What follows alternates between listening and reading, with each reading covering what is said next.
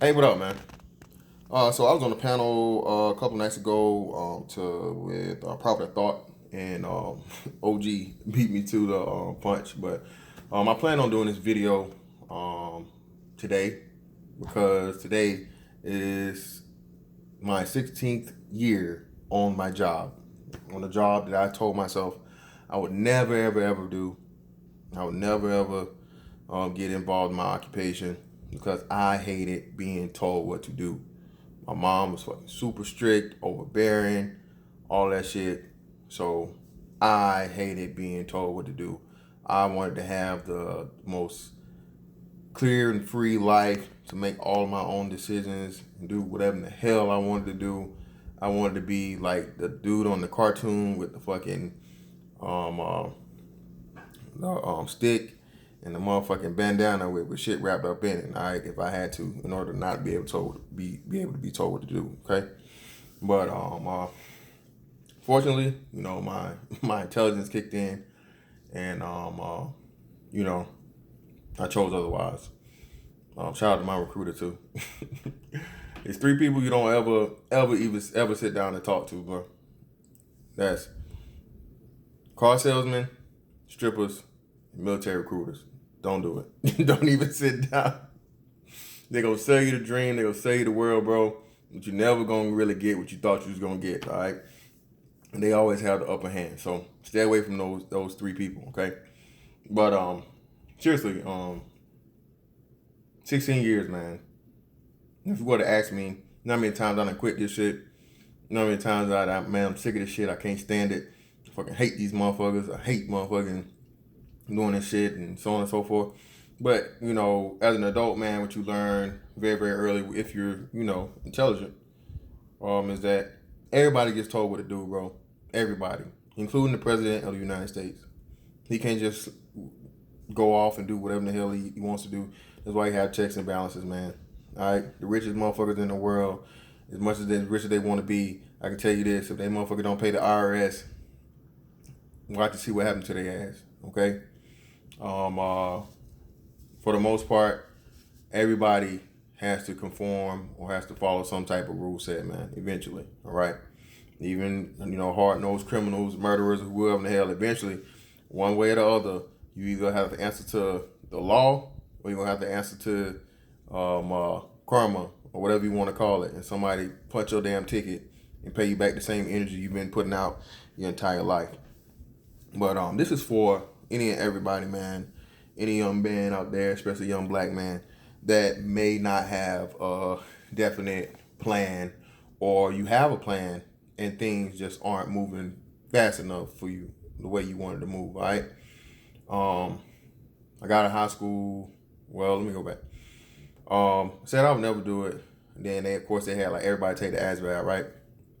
And I didn't even take the shit serious. I laid my head down on my desk like the first 5 to 7 minutes of the thing. It's a time thing or whatever. My the principal came through and said, "Boy, what you doing? You better take the test or whatever." So I zoomed through the test, whatever.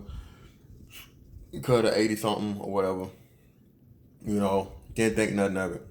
Just whatever. Immediately, people was contacting me and stuff. The army was on my ass all the time. I think the army actually came home to my mom's house, have a sit down with me and talk about it. But wouldn't even consider it, bro. Like I was still on it. I'll never do it, no matter what they said. I don't care, whatever. Not doing it. All right. So I go to school, community college, for a semester, and she was just not moving, bro. You know what I'm saying? I had to get some little rinky-dink ass job at McDonald's right down the street from my college. That didn't work out. I quit that because the assistant manager there, she was a bitch, and she did not like me.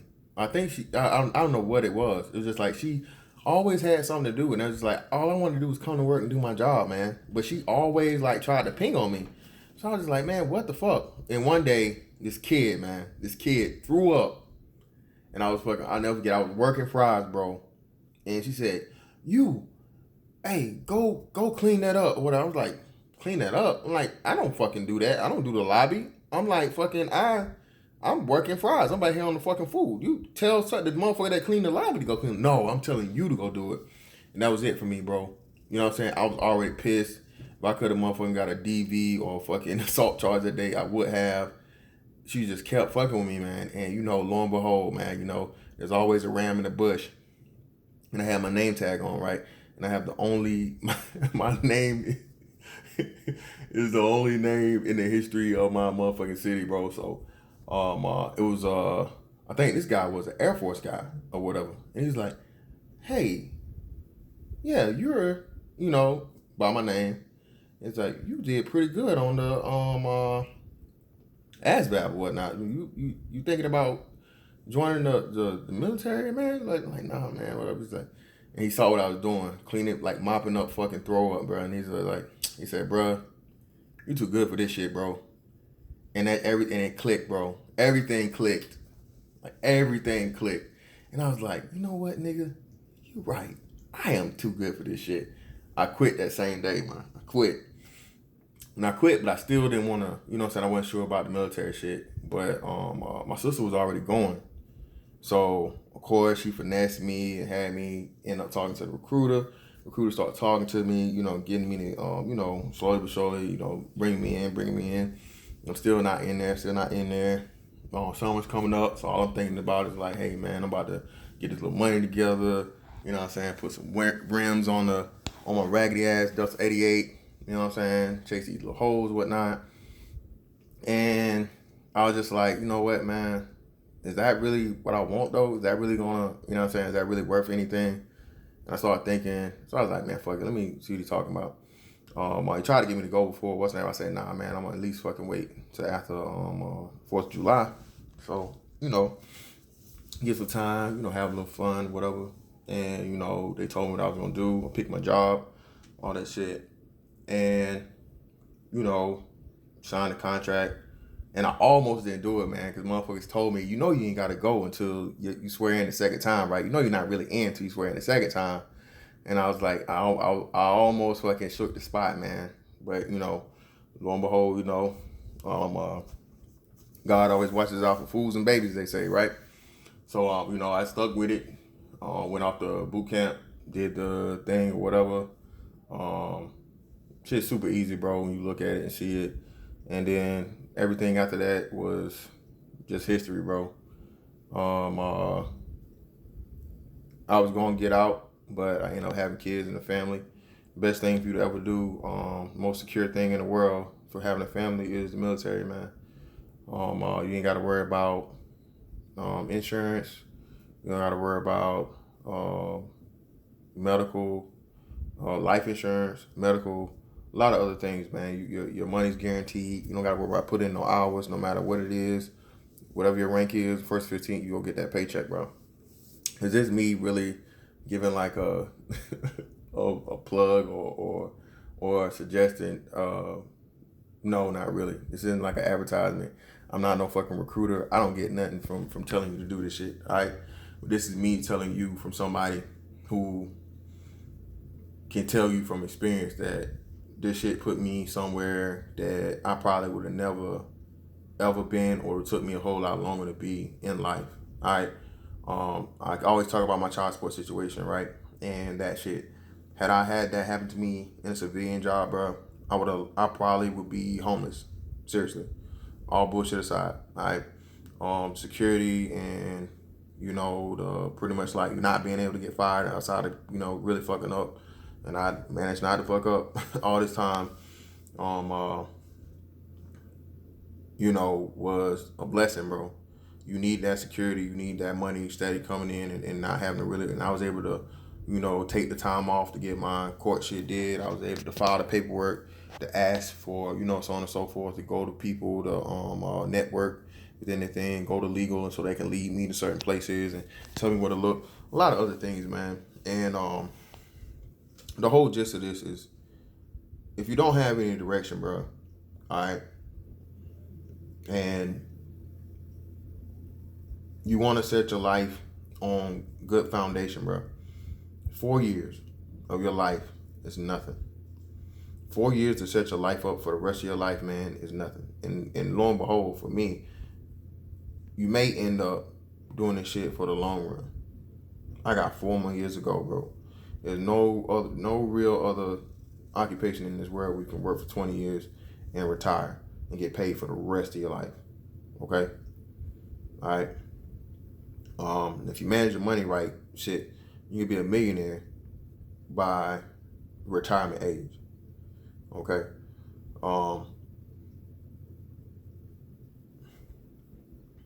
The whole thing that you working for the white man and you killing other countries, and look, man, all right? McDonald's kills far more people than the military in the United States of America, okay? Okay? Car accidents kill far more people than the United States military kills people, okay? So this whole white man shit and all, bro, shut that shit the fuck up, okay? Shut it up. You know what I'm talking about, all right? Get out of your emotions and look at this logically. You need money to live. This whole principle shit and so on and so forth. Because I promise you, 9 times out of 10, you're working for a white ran company. Or you have at some point in time.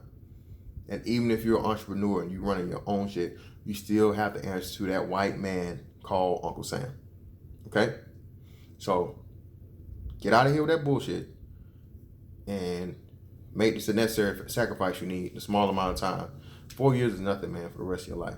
A lot of these niggas give up 4, 8, 12, 25, and life over nigga shit, over chasing street shit, over chasing some shit that's not guaranteed. Again, if you break your leg, paycheck, first and 15th. If you motherfucking take time off, paycheck, first and 15th. Hell, if you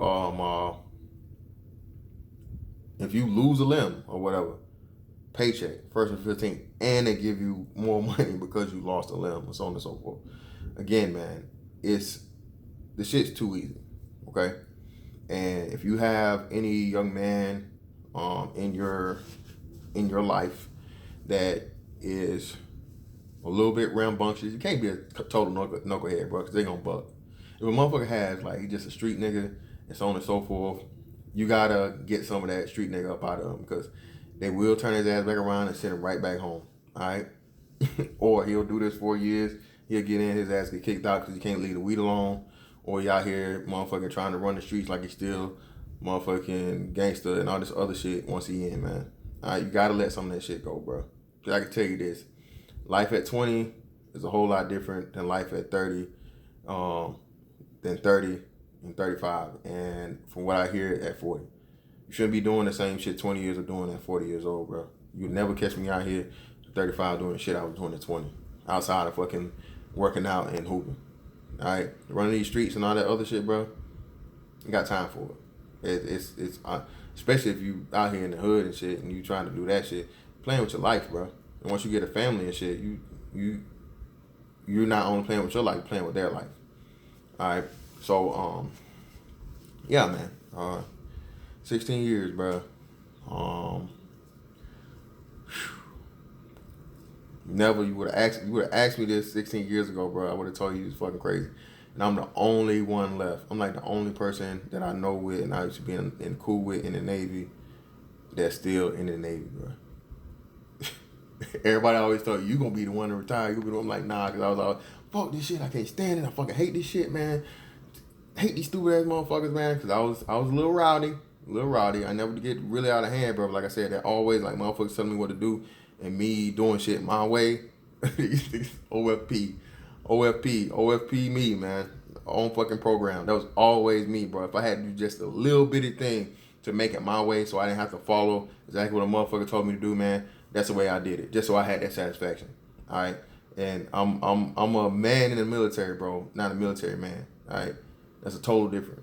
All right? This is my job. It's my occupation. I love it. I appreciate everything it's done for me, but my job will never define me. I'll always define my job. Okay? So don't think you have to, just because you join the military or whatnot, that somehow you become indoctrinated, you brainwashed, so on and so forth. At least my branch. Yeah, go to the Marines or some shit. I don't know. I don't know what to tell you. Marines or the Army. I don't know what to tell you. Excuse me. But yeah, man. I'm very well my own person. I'm very well aware of who I am and so on and so forth. I haven't sacrificed any of my own personal values for the sake of my occupation, man. And again, thank God for it, bro. Like I said, I wouldn't have a lot of the things I have. I was able to get a home before I was 25 years old, bro, due to my occupation.